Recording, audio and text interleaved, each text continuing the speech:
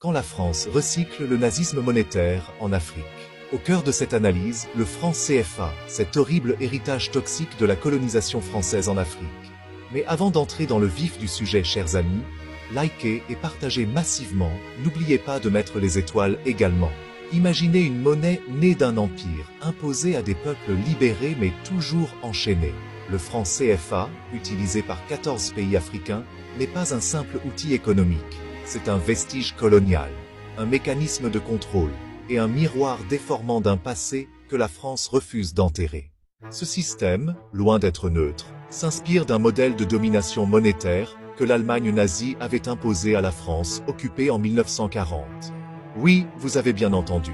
Le parallèle historique est saisissant du Reich au CFA. En 1940, sous l'occupation allemande, la France est contrainte d'utiliser une monnaie de compensation fixée par Berlin, qui permettait à l'Allemagne de siphonner les ressources françaises sans contrepartie réelle. Ce système de clearing monétaire, où les échanges sont déséquilibrés au profit du dominant, a inspiré la logique du franc CFA, instauré en 1945. Créé le 26 décembre 1945, le franc des colonies françaises d'Afrique, FCFA, est né surévalué.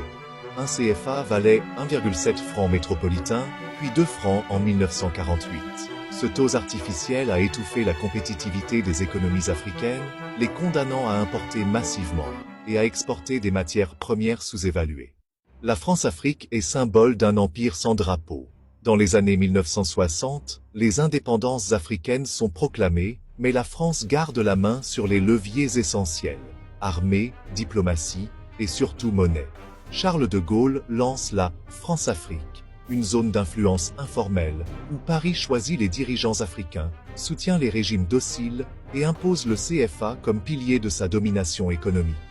Le CFA est géré par le Trésor français, les réserves africaines sont déposées à la Banque de France, et toute décision monétaire passe par Paris.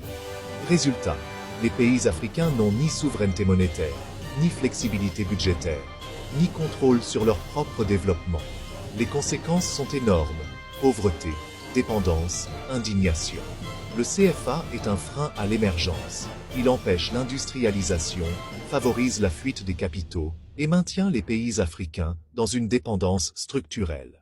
En 2019, l'Italie avait déjà accusé la France de colonialisme monétaire, affirmant que sans l'Afrique, elle ne figurerait pas parmi les 6 premières économies mondiales.